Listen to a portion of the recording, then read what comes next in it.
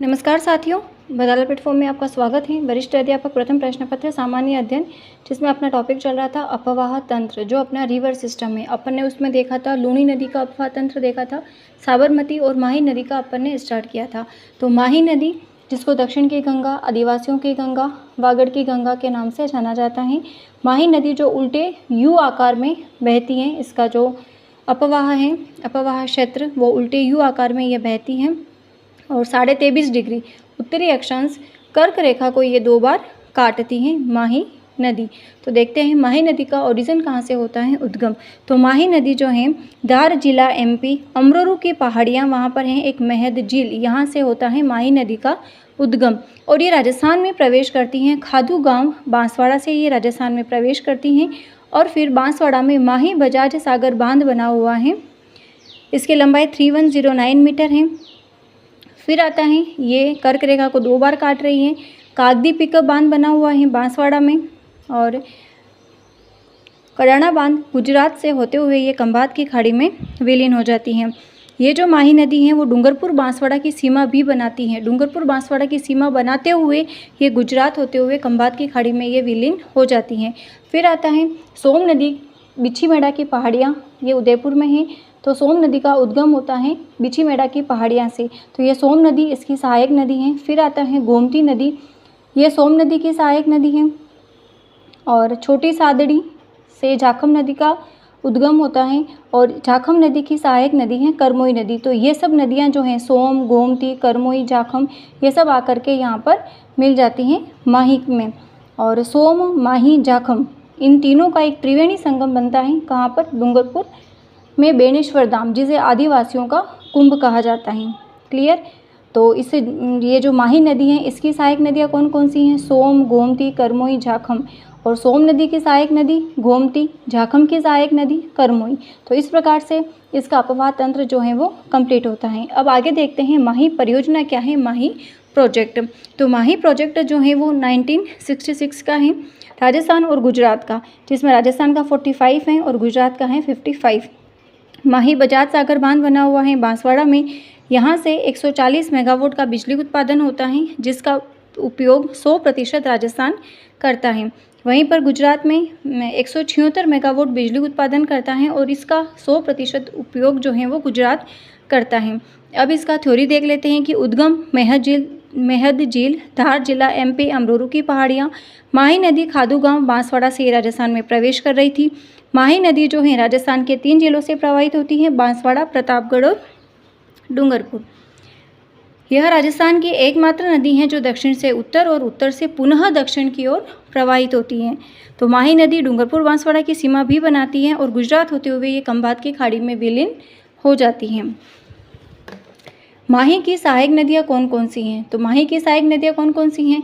सोम नदी बिछीमेड़ा की पहाड़ियाँ, उदयपुर से निकलकर सलूम्बर डूंगरपुर की सीमा बनाते हुए बेणेश्वर धाम में ये माही नदी में मिल जाती हैं। इस नदी पर उदयपुर में सोम कागदर बांध और डूंगरपुर में बना हुआ है सोम कमला अम्बा परियोजना स्थित है। तो यहाँ से इन दोनों से बहुत बार क्वेश्चंस बना है। सोम कमला अम्बा प्रोजेक्ट कहाँ स्थित है? डूंगरपुर में, जबकि सोम कागदर बांध है उदयपुर में। ये जो है मध्यम सिंचाई परियोजना होती है। 3 प्रकार की सिंचाई परियोजना होती हैं, लघु, मध्यम और वृहद। तो ये किस प्रकार की है? मध्यम। गोमती नदी सोम नदी की सहायक नदी है, जो ढेबर दर्रा सलूम्बर से निकलती हैं और गोमती नदी फिर जयसमंद झील में गिरती हैं। फिर आता है जाखम नदी। तो भंवर माता की पहाड़ियाँ, छोटी सादड़ी, प्रतापगढ़ से ये निकल करके बेणेश्वर धाम में माही नदी में मिल जाती हैं। प्रतापगढ़ में जाखम बांध बना हुआ है, जो राजस्थान का सबसे ऊंचा बांध है। जनरल क्वेश्चन से बहुत इजी है, पूछा जाता है। राजस्थान का सबसे ऊंचा बांध है जाखम बांध, 3109 मीटर है। जाखम बांध से 15 किलोमीटर दूर नागलिया बांध बना है, जिसकी प्रतापगढ़ में सिंचाई होती है। एक नोट देखते हैं कि करमोई नदी, जो जाखम नदी की सहायक नदी है, जो सीता माता अभ्यारण्य से प्रवाहित होती है, किसी के साथ होती है, सरमई नदी भी है। फिर आता है एरू या एराऊ नदी, ईरू या एराऊ नदी, प्रतापगढ़ की पहाड़ियों से निकल करके माही बजाज सागर बांध के आगे ये माही नदी में मिलती है। माही नदी राजस्थान में प्रवेश करते ही सबसे पहले माही नदी जब खादू गांव बांसवाड़ा से राजस्थान में प्रवेश करती हैं तो एरू नदी इसमें मिलती है। फिर आता है, ये सब इसकी सहायक नदियाँ हैं। चाप नदी, कालिंजर की पहाड़ियाँ बांसवाड़ा से निकल करके बांसवाड़ा में ही बाईं तरफ से माही नदी में मिल जाती हैं। अनास नदी अम्बेर एमपी से निकल करके बांसवाड़ा होते हुए गलियाकोट डूंगरपुर के पास माही नदी में मिल जाती है। गलियाकोट कहाँ पर है? डूंगरपुर में। एक बना हुआ है यहाँ पर अनास बांध, तो बांसवाड़ा में बना हुआ है अनास बांध। अनास और हरण नदी के संगम पर ये स्थित है। तो ये प्रश्न बनता है कि अनास बांध किन नदियों के संगम पर स्थित है? तो अनास व हरण नदी। फिर आता है मोरैन नदी, डूंगरपुर की पहाड़ियों से निकल करके गलियाकोट के पास माही नदी में मिल जाती है। भादर नदी डूंगरपुर की पहाड़ियों से निकलकर कडाना बांध गुजरात के आगे ये माही नदी में भी मिल जाती हैं। एक स्पेशल नोट देखते हैं कि भीखाभाई सागवाड़ा परियोजना, एक ये प्रोजेक्ट है भीखाभाई सागवाड़ा परियोजना। इस सिंचाई लाभ हेतु माही नदी पर साइफन का निर्माण करके एक नहर निकाली गई थी जिसका नाम था भीखाभाई। इस परियोजना से डूंगरपुर के सागवाड़ा क्षेत्र में सिंचाई की जाती है। तो ये थोड़ा सा ध्यान रखना है कि कहाँ की हैं ये। अब ये जो अपन ने सारी सहायक नदियाँ देखी हैं किसकी? माही की। तो एक अपन थोड़ा सा देख लेते हैं कि याद कैसे करेंगे इसको। तो ये क्या है? माही नदी। माही नदी राजस्थान में प्रवेश कर रही है, खादू गांव बांसवाड़ा, डूंगरपुर बांसवाड़ा की सीमा बना रही है और सीमा बनाते हुए गुजरात होते हुए खंबात की खाड़ी में विलीन हो जाती है। सोम नदी इसकी सहायक नदी है। सोम नदी की सहायक नदी गोमती नदी। फिर जाखम नदी इस माही की सहायक है, इसकी सहायक नदी थी करमोई नदी। फिर इस माही नदी की सहायक नदी ईरू या एराव नदी, चाप नदी, ये थी अनास नदी, यहाँ पर अनास बांध बना हुआ है। हरण नदी जो इस हरण नदी और अनास नदी के संगम पर बना हुआ है अनास बांध। मोरैन, भादर ये सब मिल जाती हैं माही के अंदर, यानी कि ये सारी नदियाँ क्या हो गई? इसकी सहायक नदियाँ हो गई माही नदी की। तो ये जो भी सारी नदियाँ हैं इसको अपन इस तरीके से याद कर सकते हैं कि कौन कौन सी सहायक नदियाँ मिलना तो माही के अंदर ही हैं, तो कौन कौन सी सहायक नदियाँ इसके अंदर आकर के मिल रही है। अब अपन ने क्या देखा था? बेणेश्वर धाम त्रिवेणी संगम, 3 नदियों के संगम पर बना हुआ है। सोम, माही और जाखम। कहाँ पर है बेणेश्वर धाम? डूंगरपुर में। प्रत्येक वर्ष की माघ पूर्णिमा को बेणेश्वर मेला पड़ता है, इसको कहते हैं आदिवासियों का कुंभ।